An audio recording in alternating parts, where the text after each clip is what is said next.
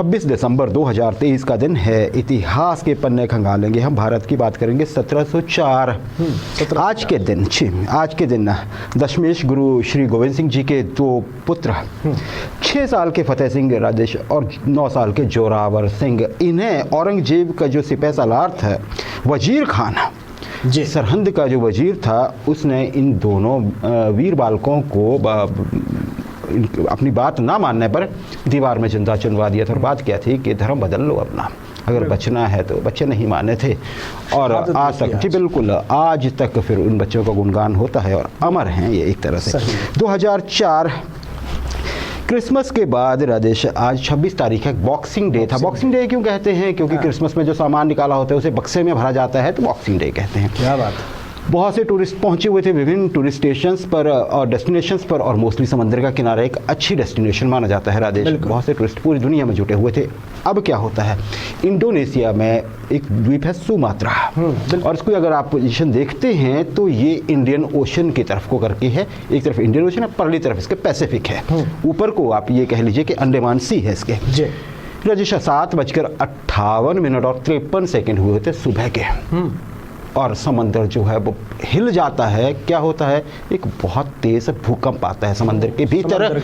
Sumatra जो island है उसके वेस्ट में, अब वेस्ट का मतलब है जो बाकी जगह, जो वो बाकी दुनिया है वेस्ट की ओर, उसके पूर्व में जी, भारत के पूर्व की ओर देख लें आप, क्योंकि अब आप अगर उसके लोकेशन देखेंगे राजेश, 9.1 to 9.3 था रिक्टर स्केल पे। पहले 8.8 माना गया, लेकिन जब बाद में हुई थी कैलकुलेशन राजेश, एक बहुत बड़ी रिफ्ट, ज़मीन फट गई, कई जगह पे नई द्वीप आ गए, और ये भी हुआ कि पृथ्वी थोड़ी सी अलाइनमेंट भी हिल गई थी, इतना भारी था। अब हुआ क्या, समंदर में आया एकदम से लहरें उठी, जिसे हम सुनामी कहते हैं। अच्छा, सुनामी का नामकरण भी सुनाम द्वीप से ही आया है, जो कि इंडोनेशिया में है। टी से प्रोनाउंस होता है ना, सुनामी की स्पेलिंग टी से शुरू होती है, तो सुनामी नाम पहले का ही दिया हुआ है जी, और उसी एरिया से पैदा होती है। राजेश, अब देखिए पूर्व की ओर तो नहीं बढ़ी है ना, इंडोनेशिया के बाकी सुमात्रा की ओर नहीं बढ़ी है, थोड़ी बहुत बढ़ी, वहाँ भी नुकसान हुआ, लेकिन ये क्योंकि इस तरफ आया था तो सुमात्रा द्वीप ने एक तरफ से रोका, और पानी जो था वो पूरा इंडियन ओशन जो था वो खुला था इसके लिए। दैट इज थाईलैंड से लेके आप चले जाइए पूर्वी अफ्रीका तक, बीच का पूरा हिस्सा इंडियन ओशन है राजेश। जिस पूरे हिस्से में वो तबाही मची ना, वो तबाही मची कि 2 लाख से अधिक लोगों की मौत हुई। अगर मैं प्रिसाइसली बताऊँ आपको, जो बिल्कुल एक वेरीफाइड नंबर है, 2,28,898 लोग मारे गए। अब देखिए राजेश, हुआ क्या, समंदर की लहरें उठी और वो अफ्रीका की ओर बढ़ती चली, पश्चिम की ओर, क्योंकि उधर से तो रास्ता रुका हुआ था, सुमात्रा द्वीप ने रोका था, तो लहरें इधर को चली इंडियन ओशन में पूरे में। फिर राजेश, अब लहरों को टाइम तो लगता है, पता लग गया था, अलर्ट भी हुआ, हालांकि अलर्ट सिस्टम उसके अब ज़्यादा हुए, पर वैसे ही बातें हैं कि ऐसा तूफान आ रहा है समंदर में जी। सुमात्रा में जो सबसे बड़ी लहर उठी राजेश, वो 165 फुट की थी। 165 फुट जी, 56 मीटर। अब देखिए बच्ची, आप जाइए, कहाँ जाना है आपने, सही है। 100 फुट की लहरें जो थी वो थाईलैंड और आसपास में हुई राजेश। अब देखिए क्या होता है, 2 घंटे में श्रीलंका पहुंच जाती हैं ये लहरें। पहले थाईलैंड में नुकसान होता है, फिर श्रीलंका, हालांकि थाईलैंड थोड़ा ऊपर है ना जी, अंडमान सी में है थाईलैंड को अगर हम देखते हैं, इंडियन ओशन नीचे। इंडियन ओशन में ज़्यादा 2 घंटे में 1700 किलोमीटर दूर श्रीलंका में, और उत्तर जो उत्तरी श्रीलंका जो है वहाँ पर बहुत ज़्यादा नुकसान होता है राजेश। हमारे अंडमान द्वीप तो बच जाता है, लेकिन निकोबार जो है ना, उस एरिया में ज़्यादा नुकसान होता है राजेश। आंध्र प्रदेश में, बे ऑफ बंगाल में, आंध्र प्रदेश में नुकसान होता है, तमिलनाडु में नुकसान होता है, केरल में भी नुकसान होता है ना जी। आपका ये जो आप ये कहिए कि जो बाकी एरिया था, उड़ीसा था है ना जी, या फिर बांग्लादेश था, ये बच जाते हैं, क्योंकि पानी का जो प्रेशर था वो नीचे की तरफ ही रहता है।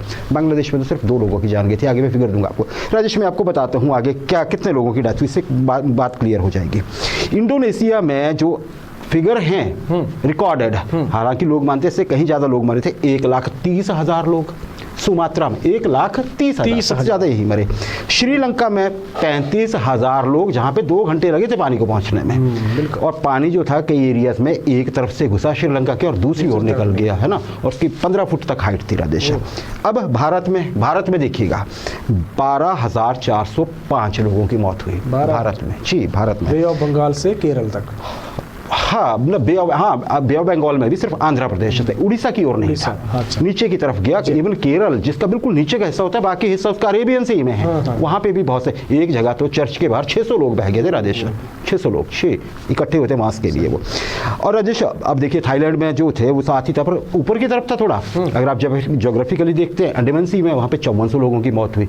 अब देखिए आप हैरानी, अफ्रीका कहाँ है राजेश, कहाँ आपका इंडोनेशिया है और अफ्रीका कहाँ है? अफ्रीका बिल्कुल, वहाँ पर भी ये लहरें आई। और मैं एक बाकी देश के आंकड़े भी हैं, सोमालिया है ना, पूर्वी अफ्रीका है, उत्तर पूर्वी अफ्रीका में, सोमालिया में भी इस सुनामी की वजह से 7 लोगों की जान चली गई और घंटों बाद वहाँ पे पानी पहुँचा था। सोचिए आप क्या हालत होगी।